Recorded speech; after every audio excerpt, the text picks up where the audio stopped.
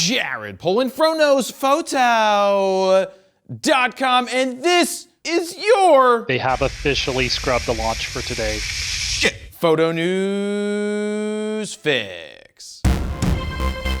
This fix is brought to you by Wirestock, which is still the easiest way to sell your photos, videos, and vectors online. It's simple. You upload your photos or videos to Wirestock, they tag and keyword them for you, and then distribute them for sale to the largest stock websites like Shutterstock, Adobe Stock, Pond5, and now Getty Images, as well as iStock Photo. You can do all this from one single free account, no subscription fees or flat fees. When you sell something, Wirestock takes 15% and you get the rest. You could be making money from your simple random clips that you already have, or you could go shoot a space launch like me, or a scrubbed space launch for that matter. Go make some money. To sign up for free right now, head on over to bit.ly/wirefro88. Real quick, here's a PSA. If you see a comment down below that doesn't look like it's from me and it's telling you to call someone on Telegram, it's a scam. It's not me. Wasn't me. Please use your head. I'll never ask you to pay for shipping if you win something, and I'm not gonna contact you via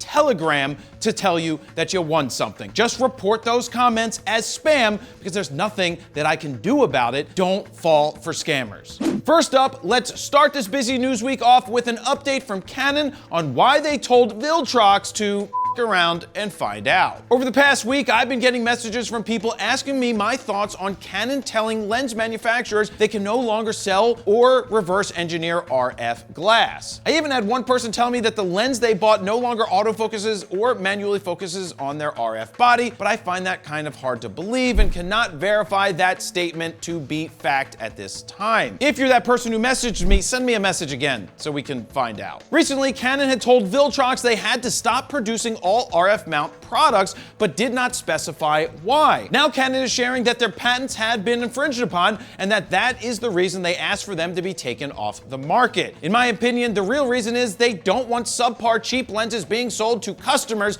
and I don't blame them. A lot of the fourth-party lenses, let's call Tamron and Sigma third-party lenses and the rest fourth-party, but a lot of those fourth-party lenses really do suck. So what does this mean for Sigma and Tamron, who at some point will want to make RF lenses?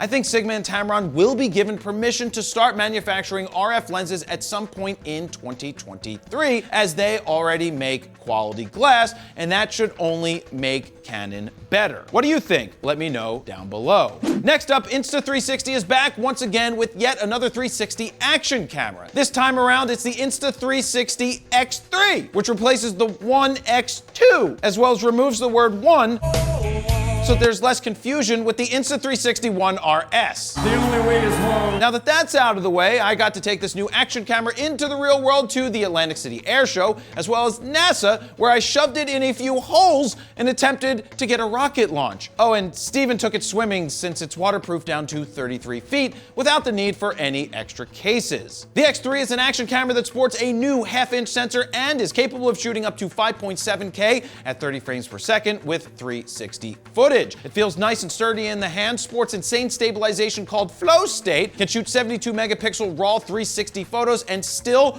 automatically removes the selfie stick, even the 10-foot long one that I was using. It also sports a much larger 2.29-inch touchscreen, which was really easy to use. Now, I've been skeptical of 360 cameras for a long time, as they've always been marketed for VR. Well, VR is kind of dead right now, but the more I use 360 cameras at soccer games, baseball games, and anywhere else that I shoot, the more I like that I can shoot first and reframe the footage later. If you think the X3 is for you, you can order one right now for $449, which isn't bad considering that a regular GoPro doesn't give you the option to do 360 as well. Next up, let's talk about the iPhone Pro 14 that was just announced, and get this, it's the best one yet. Oh shit. The only feature I'm going to talk about is the all-new 48 megapixel main camera, which is 65% larger than the iPhone 13 Pros. Apple says it has up to 4 times the resolution for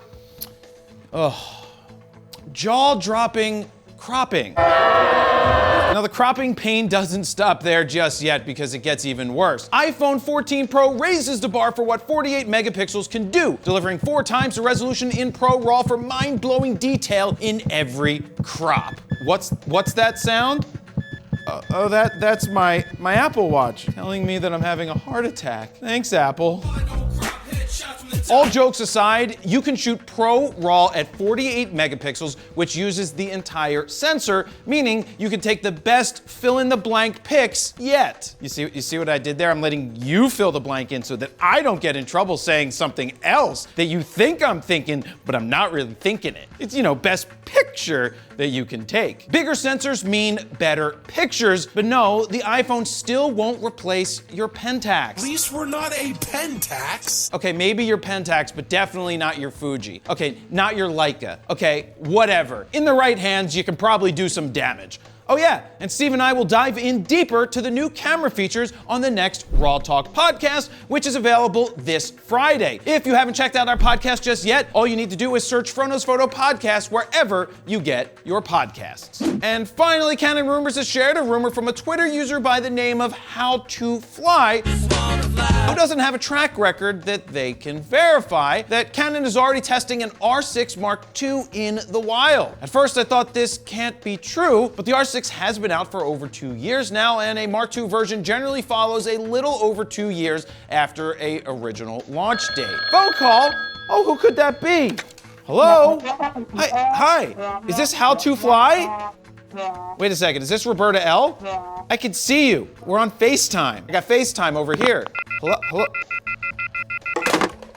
She hung up. So here's what the rumor is saying. It's saying that the R62 will sport a stacked sensor similar to what might be found in the R3, and I find that to be fascinating. Now, I can't see the R3 sensor making its way into a $2,500 camera, but maybe a variation of that sensor will. Could you imagine a $2,500 camera capable of shooting 20 to 30 frames per second with an electronic shutter without getting any warbly movements or warbles or bends or whatever the hell jelloing effect, and possibly doing that without a mechanical shutter altogether? Now keep in mind, this is all conjecture, but it would be pretty amazing to see this come true. My biggest question is, how large will the sensor be? The R6 sports a 20 megapixel sensor. Will the Mark II have a 24 or possibly a 30 plus megapixel sensor in it? What type of video will it do? And what else will they change from version 1? Now all I can say is if this camera is true, Canon is on an absolute tear, and I'd expect even more new cameras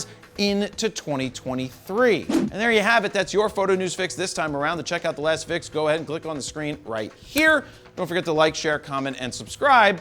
And that's where I'm going to leave it. Jared, Polin, FroKnowsPhoto.com. See ya.